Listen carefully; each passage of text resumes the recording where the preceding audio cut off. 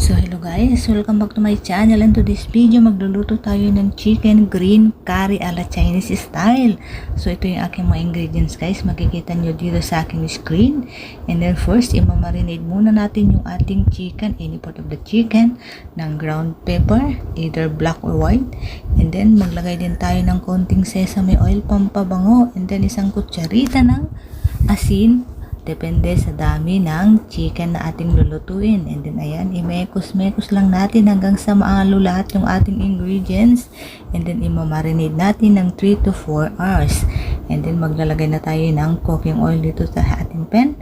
Kapag mainit na, maglalagay na tayo ng bawang. Ayan, pwedeng smash or chop. And then kapag okay na, maglagay na tayo ng slice of ginger. Ayan, imekos-mekos lang natin hanggang sa lalabas yung aroma ng ating mga sangkap. Huwag lang natin siyang sunugin guys. Ayan, maglalagay na tayo ng onion.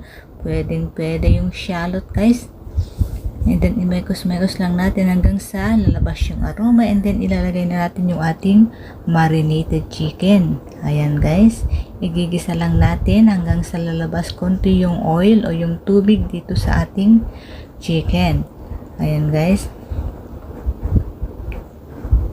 habang ginigisa natin yan, kita niyo naman guys, paunti-unti na lumalabas yung sariling mantika dito sa ating chicken. Ayan guys, kapag okay na, ayan, continue mixing lang yan guys para hindi siya magdidikit-dikit at para hindi siya masunog. So ayan guys, kung bago ka pa lang dito sa aking channel, pa-subscribe muna, hit the notification bell para updated ka sa mga videos pa na aking gagawin. So ayan, ilalagay na natin yung any brand ng green paste curry chicken dito sa ating lulutuin. Ayan guys, and then igigisa lang natin, imekos-mekos natin, mix well hanggang sa maihalo lahat o maluto dito sa ating chicken. So ayan guys, pwede rin na unahin natin yung curry, pero yun nga lang, masusunog kasi ito guys, so kailangan igisa muna natin yung ating chicken para sa mas masarap na luto ng chicken curry. So kapag okay na yan guys, maglalagay na tayo ng tubig. Ayan, yung pinaghugasan ko pala ng paste ang ginamit ko para hindi siya masayang. And then magdadagdag lang tayo ng tubig mamaya kung kukulangin.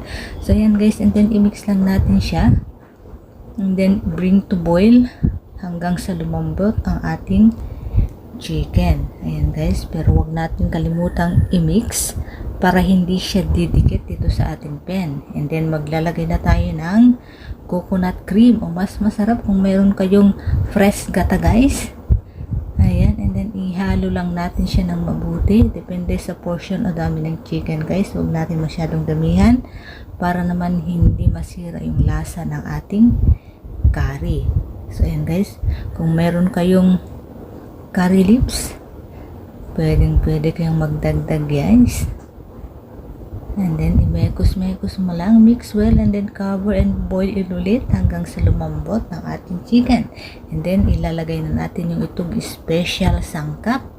Ayan, ang ating patatas. Ayan guys, you can cut any kind, kung anong cut ang gusto nyong gawin. Ayan, pero syempre wag natin masyadong maliitin o liitan ng hiwa. So ayan guys, inilagay ko na pala ang aking fried bean curd. Ito yung aking special sangkap na magbibigay ng masarap na lasa dito sa aking curry. Any kind of curry guys, pwede nyong gamitin ito. Ayan, and then kapag okay na, iluto lang natin siya ng konti